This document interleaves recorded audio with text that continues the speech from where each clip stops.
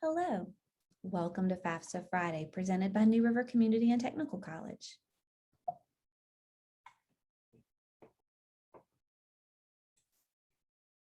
First, let's start with some frequently asked questions about the FAFSA. Now, when you go to fill out the FAFSA, one of the things that you're going to need is the school code of the school that you plan to attend. New River Community and Technical College's school code is 039603. This code is applicable to all New River Community and Technical College locations. Next, when do I apply for financial aid? You should complete the FAFSA as soon as possible after October 1st of your senior year in high school and after October 1st of each year you are in college. By completing this application, you apply for funds awarded by most federal and state agencies. So for example, if you plan to attend college in the fall of 2022, you'll want to fill out your FAFSA in October of 2021. How do I get the most financial aid? You'll want to apply before your school's priority deadline for financial aid. Research and apply for scholarships from private foundations, clubs, employers, and other organizations. What are the types of financial aid? Well, we have four major types of financial aid. There are scholarships and grants that can be either need-based or merit-based. There are merit awards that can be conditional on financial need or not. There are loans for students and parents. They can be need-based or non-need-based. Most financial aid packages involve some loans. And there are student employment programs that provide work opportunities. Work-study jobs may be on campus or in nearby communities. For these, you are paid an hourly wage set by the school. For more information, consult your financial aid office.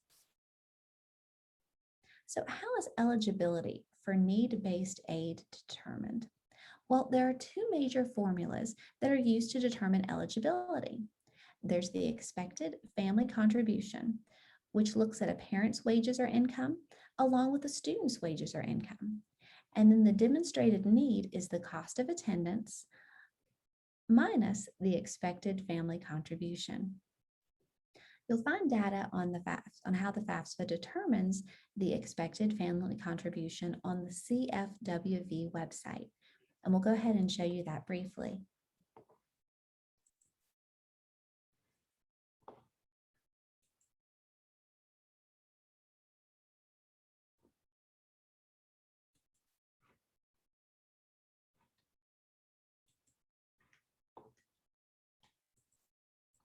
So if you go to the College Foundation or collegeforwestvirginia.com, CFWV.com, you'll find an expected family contribution calculator. So you can estimate your family's expected family contribution.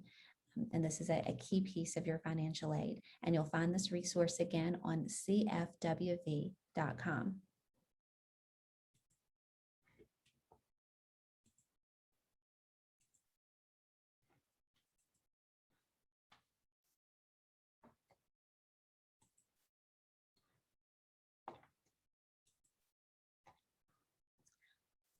So what should you do if you complete your FAFSA and your family situation changes? If you or a family member experience a major life change, such as job loss, illness, death, divorce, or separation, it's important that you contact your college's financial aid office. You might qualify for more aid based on your circumstances. Now let's look into completing the FAFSA, or that free application for federal student aid.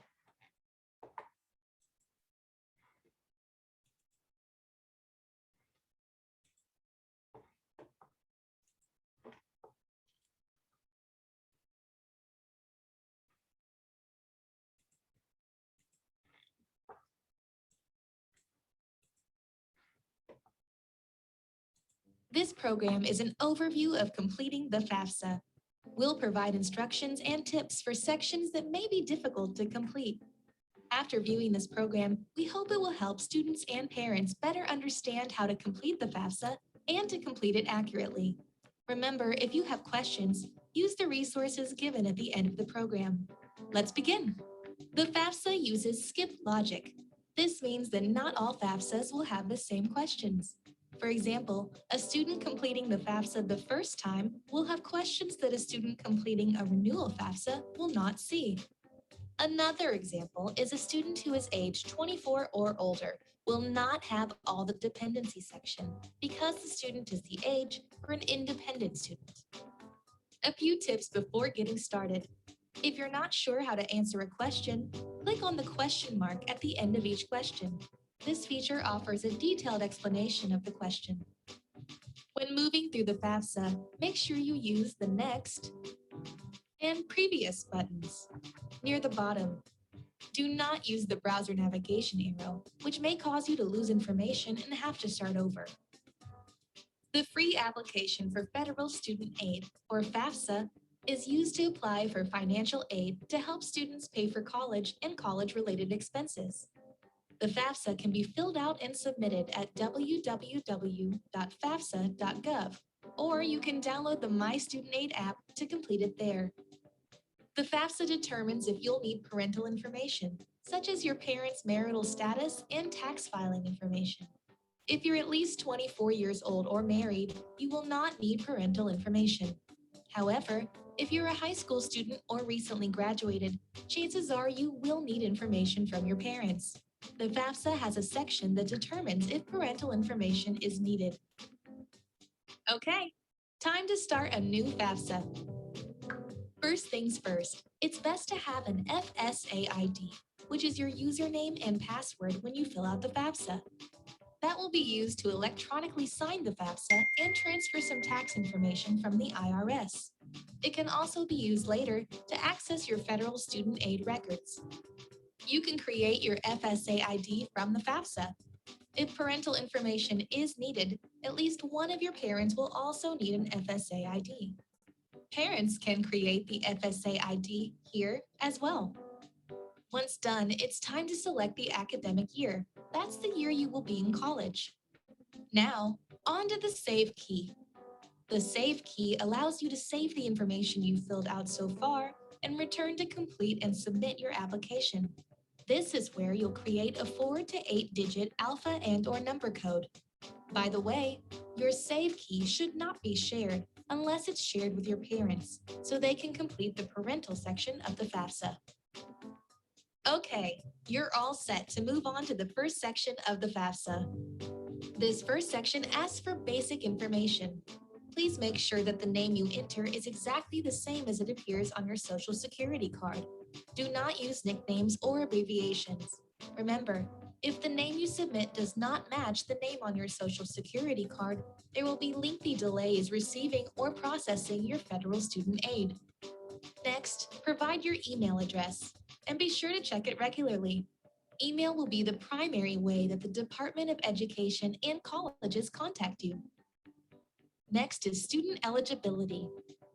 If you're a male and completing the FAFSA for the first time, the student eligibility section will ask if you're registered with Selective Service.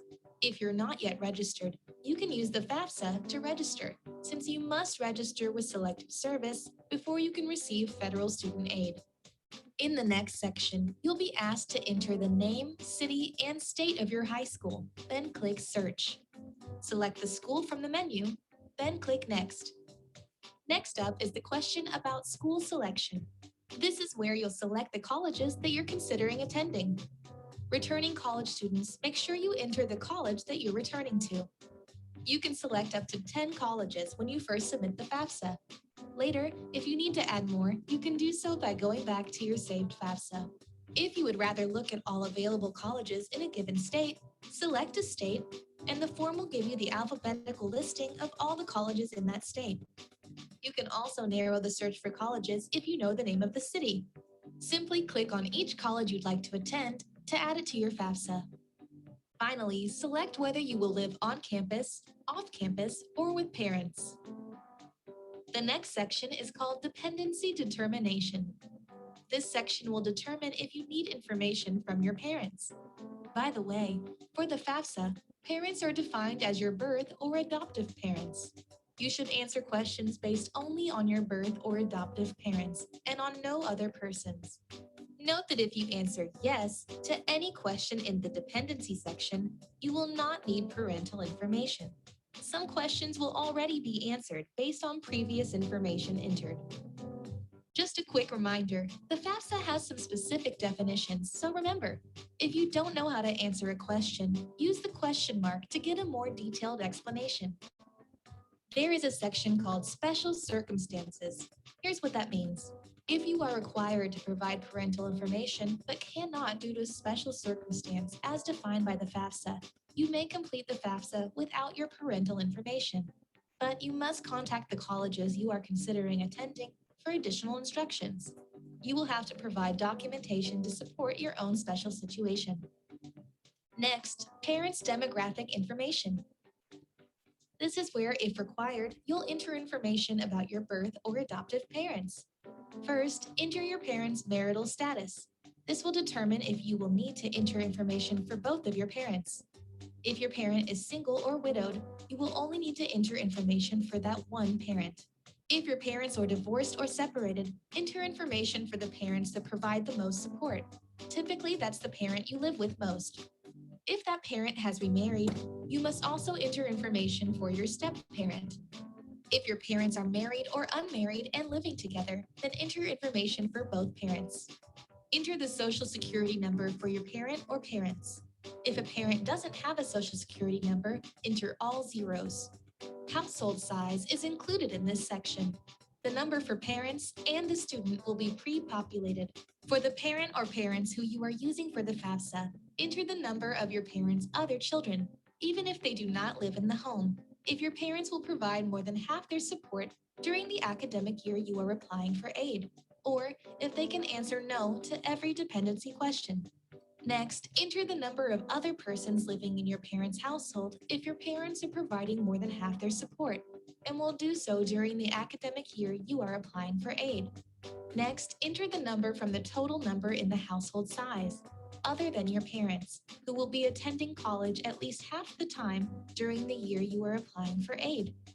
It's very important to get these figures correct. Let's recap. The student and parents will be pre-populated. Add siblings that are in the house or that your parents will provide more than half their support during the year you are in college, even if they don't live in your parents' house. Also enter the number of anyone else living in your parents' house for whom your parents provide more than half their support and will do so during the year you are in college. For example, if your grandmother lives with your parents and your parents take care of her. Now on to the questions about your parents' federal income tax information. The FAFSA will tell you which year's tax information to use. Depending on your parents' tax filing status, they may be able to use the IRS data retrieval tool. This will allow some tax data to transfer from the IRS to the FAFSA, making this process much smoother and easier. The FAFSA will direct you to the IRS, but remember, the parent must have an FSA ID. If he or she doesn't have an FSA ID, they can create one here. If an FSA ID cannot be created, the information must be manually entered. Please note that your address must match the address used when their taxes were filed. From the IRS site, simply click on the Submit button.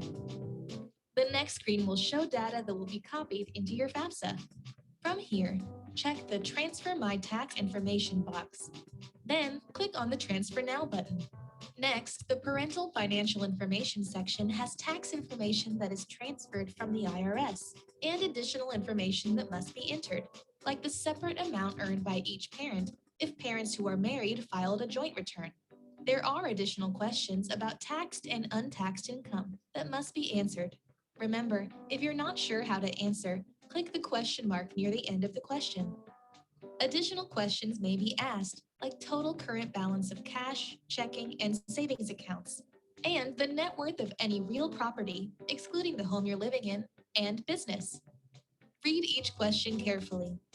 Next is student tax information and student financial information. This is where the student enters federal tax information if he or she worked and filed taxes. This is similar to the parent's tax information. Okay, we're getting close to the end now. Next, you'll receive the FAFSA Summary. Review the summary very carefully. If you see an error, click on that question to go back to update your answer. Then, click on Check for Errors to get back to the summary page. At the bottom of the FAFSA Summary, click on Next to get to the Sign and Submit section. This is where you and one of your parents sign the FAFSA. If the FSA ID was previously used in the FAFSA, it will not be needed here. If the FSA ID was not used, then you'll have to provide your username and password. Both student and parent will have to agree to terms by reading, then clicking on Agree. Then click on Sign FAFSA. All done? Then click Submit Now to submit the FAFSA. By the way, if neither of your parents has a social security number, be sure to click on the FAFSA filing option and then print, sign, and mail the signature page. Next, you'll receive the confirmation page that will list the colleges selected and the estimated family contribution. The confirmation page will be emailed to the address provided in the FAFSA. If you need more information, you can check out the What Happens Next section. Some important things to remember. Complete the FAFSA as soon as possible. Never pay to have your FAFSA submitted. It's free. If you have special circumstances, talk with someone from your school or from a college, even if that college is different from the one you plan to attend. Check your email and postal mail daily or 2 times a day. Respond to any request you get as soon as possible. If you have any questions, seek answers.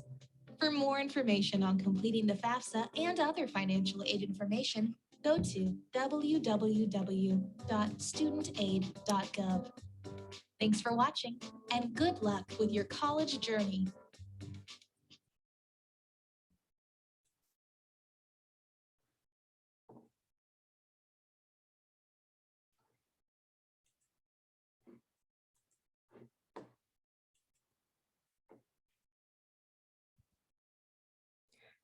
Now for New River's financial aid contacts.